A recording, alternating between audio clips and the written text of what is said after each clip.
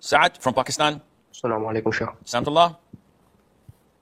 Sheikh, so my question is, I have friends who free mix and platonically befriend the opposite gender. How should I advise them, and what hadith should I use? Jazakallah khair. Wa jazakum. First of all, you are obliged to take care of yourself first.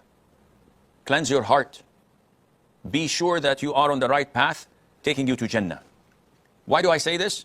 Because your friends, they can influence you positively and negatively.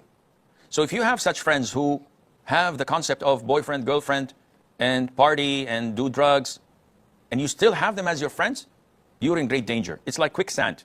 Shortly, you'll be drowned. Therefore, you have to get rid of such friends. Boycott them, delete them from your contact list, and move on to righteous practicing friends. Once you have the knowledge and the strength of Iman that enables you to give da'wah and to counter their mocking and ridiculing and their doubts that they have over some of these wrong things that they're doing, then you can go and maybe give them da'wah while keeping your distance from being affected negatively by their company. Before that, no, you have to stay away and learn your religion and associate yourself with practicing righteous Muslims 24 hours, 7 days a week. Salihin from Canada. Assalamu alaikum wa rahmatullahi wa barakatuh. Wa alaikum salam wa rahmatullahi wa barakatuh. Sheikh, please share with us a guideline to uphold the ties of kinship with the kinship that are non-mahram, for example, cousins and so on. Like, are we allowed to, if we meet them at any gathering, are we allowed to talk to them or say salam, or like, what is the guideline? Barakallahu feek. Wa feekum barakallah. Akhi, Islam sets the guidelines for Muslims that protect them from any wrongdoings or fitna. So when the Prophet ﷺ said in an authentic hadith, إِيَّاكُمْ وَالدُّخُولَ عَلَى النِّسَاءِ, do not enter upon women folk, meaning don't enter upon non-mahrams. So a man stood up and said, O Prophet of Allah, أَرَأَيْتَ الْحَمُ, what about my brother, my uncle, my cousin, who are in-laws of my wife? Are they exempted from this prohibition? The Prophet said, alayhi salatu wasalam, Al-hamu al-maut. Those you're referring to are death. If you want death to get in contact with your wife, in this case, allow them in. Otherwise, the brother-in-law is more dangerous than a total stranger. I'm a total stranger. Your wife would have hundreds and thousands of reservations before lowering her guard, but not the same reservations when it's your brother or your cousin or your uncle, because he's family. And this is what shaitan utilizes the most. So, to answer your question, Salihin, when you come in contact with female cousins, you don't have to chit-chat with them. If it's an open area, you just give general salam, assalamu alaikum. You don't have to go, Fatima, my cuz, what's happening? Haven't seen you for so long. God, you've gained weight. MashaAllah, you look young. Hey, hold your horses. What are you doing? He said, Sheikh, I'm just trying to be, friendly. No, this is not permissible. This is haram interaction with the opposite gender. You enter, you say assalamu alaikum. You meet her with her husband or siblings in a public place, you say assalamu alaikum, how are you, Salihin? You say alaikum salam, cuz, alhamdulillah. That's it. But do not go the extra mile, and Allah knows best. Ido from Germany. Assalamu alaikum. Alaikum salam wa rahmatullah. Is it permissible to make pictures and videos of women in full face veil, fully covered, also the hands, and an oversized thick veil from head to toe? Shoulders are fully covered, and you cannot see the body shape or head shape. With all due respect, what is the benefit of such videos? Why won't I bring a sack of potatoes and video that and picture that? Doesn't make any sense, Ido. Unfortunately, women fall under pressure of peer pressure, social media pressure, and they have this urge in them to be filmed, to be photographed, or to come in public. But their iman and their hijab and their belief restrains them and prevents them from doing these things. So shaitan drags their feet little by little, and they start to follow the steps of shaitan. So you find Instagram pages of a niqabi woman. Nothing. You cannot see a thing of her. But she's doing this with her abaya. And snapshot. And she posts it at the sunset, or at a jungle, or a garden, or a forest, or next to flowers. And you get comments. Wow, beautiful, dashing, astonishing.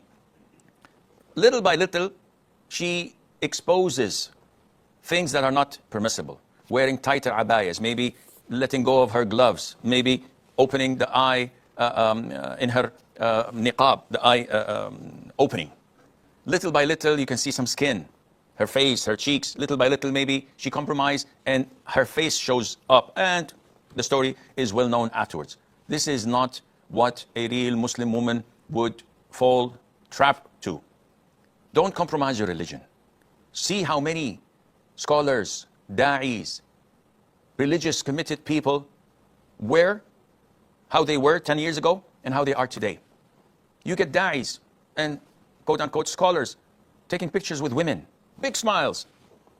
Next time maybe they'll hug them and they would say, this is out of compassion. These are the victims of a massacre and I hug this woman, though she's not my mahram, though this and that, but I feel sorry for her. What is this? Remain steadfast on the deen. Don't compromise your religion. You won't get likes and people won't recognize you just because you posted your picture on full veil, nothing is showing, my shoulders are concealed and my body shape is not showing. Might as well bring a sack of potatoes and photograph it. There's no point of it, but this is how shaitan works. May Allah protect us all.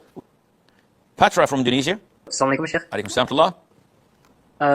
I have this friend who used to pray on time and used to recite the Quran often. And now he's lazy to do it. So the question is, what should I do as a good friend of him? Should I force him to do it or just tell him gently? Okay, first of all, Patra, we have a saying in Arabic that goes as follows. As-sahib, sahib. As-sahib is the companion, is the friend. Sahib is a verb that means, or an adjective that means pulls or draws. So one of two, either he is going to pull you to be as lazy and as careless about Islam practices, or you're going to manage and pull him towards going back to being practicing. This is for your judgment and evaluation. If you see that, alhamdulillah, you're a person who's steadfast and strong in Islam, not willing to compromise, not even a little bit, in this case, you have to pull him towards you. Every time you guys meet, it's time for prayer, come, let's go to the masjid. Oh, I'm lazy, I'm this, I'm that. Come, we have to go to the masjid. You know that I can't associate myself with people who don't pray. Don't you fear Allah? Is Allah Azza wa Jal doing wrong to you? Why do you not want to thank Allah? You encourage him, you warn him, you give him hope in Allah's mercy and forgiveness. Always remind him of Allah's beautiful names and attributes so that he loves Allah more and more and would be inclined and encouraged to follow you.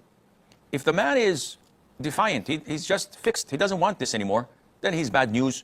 Leave him and go and find someone that would be willing to accompany you to Jannah, willing to be with you on the same page, and you see eye to eye when it comes to issues of religion, and Allah knows best. Amina from the Emirates. Assalamu alaikum. Salamatullah. So the morning and evening azkars, there are like 25 du'as. Do we have to say all the 24? I think 24, sorry. Do we have to say all the 24, or can we just choose for it to be effective? Jazakumullah khair. Wa jazakum. First of all, the morning and evening azkar, is it mandatory for us to say or a highly recommended sunnah? If you say it's a highly recommended sunnah, which is the correct answer, then you have answered yourself. Do we have to read all the 24 azkar? No, you don't have to read them all. You don't have to read even some of them because it's a highly recommended sunnah. However, it's like someone telling you, would you like me to give you 1,000 dirham as a gift or 100,000 dirhams? No one in his right mind would say, 100,000 dirham? No, that's a lot. No, give me 1,000. Of course, you would go for the glory. You would go for the highest level possible. Likewise with adhkar. The more you recite the authentic adhkar, which the Prophet used to spend time reciting them, the closer you get to Allah, the higher your level in Jannah, the greater your protection from shaitan would be, and Allah Azza wa Jal knows best. Asna from India. Assalamu alaikum wa rahmatullahi wa barakatuh, Sheikh. Wa alaikum assalam wa rahmatullahi wa barakatuh. Sheikh, in Hadith, Prophet ﷺ says that the women who stand in the back row are the best. In my college, there is a different floor for women in masjid to participate in Jummah. My question is, which row would be better for me, front row or back row? Jazakallah. Wa jazakum. So the hadith Sister Asna is referring to is regarding the congregational prayer in the masjid. As we know, at the time of the Prophet ﷺ, men and women used to pray in the same masjid without a barrier. So the Prophet stated ﷺ that the best row of men are the first, and the worst row of men are the last. And the best row of women are the last. And the worst row of women are the first. So to avoid any contact between men and women and to make them as far as apart from one another. So this is why the confusion arose among scholars when they talk about this hadith. If we are in a segregated masjid by a partition and there is no proximity or closeness between men and women, they can't see one another, or they are in a higher floor, as Asna was referring to, should we still follow the hadith? Some scholars say, yes, the hadith is clear. We follow it as it's stated. Other scholars said, there's no need to follow it because it is obviously talking about separating men from women, and this is logical. So if they are in a different floor, then what's the point of having women at the back? They should be at the front so that they can organize their rows, the entrances from the back, etc. And I'm inclined to this opinion. If there is a partition and it's segregated and there's no proximity between the men and women, then this hadith is not applicable in such cases, and Allah Azza wa Jal knows best. Muhammad from the US. Assalamu alaikum, Sheikh. Alaikum salam wa rahmatullahi wa barakatuh.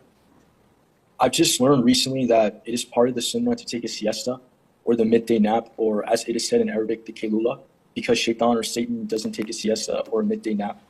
What I wanted to ask you today was, at what time specifically should someone try to take a siesta? Jazakallah khair. Wa jazakum. The qaylula is a recommended sunnah. And to my knowledge that some countries may need them more than others. So hot countries may require this qaylula or siesta. Unfortunately, some of us may, instead of making it a siesta for like 5 or 10 minutes, a super nap as we call them, they go on for hibernation for a couple of hours. This is not a siesta. This is a second night that you're spending. So a siesta, the understanding of it is as follows. The Prophet ﷺ and his companions used to wake up before the break of dawn, like at 4, maybe 3, and then continue to work until after Isha prayer. This long time of working and being active requires some rest. And this is where the siesta or this qaylula time comes. It should be before Dhuhr prayer or after Dhuhr prayer. It is around this time. So it's 11, 11:30, or maybe at 12:30 after Dhuhr prayer, depending on your region. And it should be like for 15 minutes, half an hour at most. And this breaks the tiredness that you may feel and energizes you, and Allah knows best.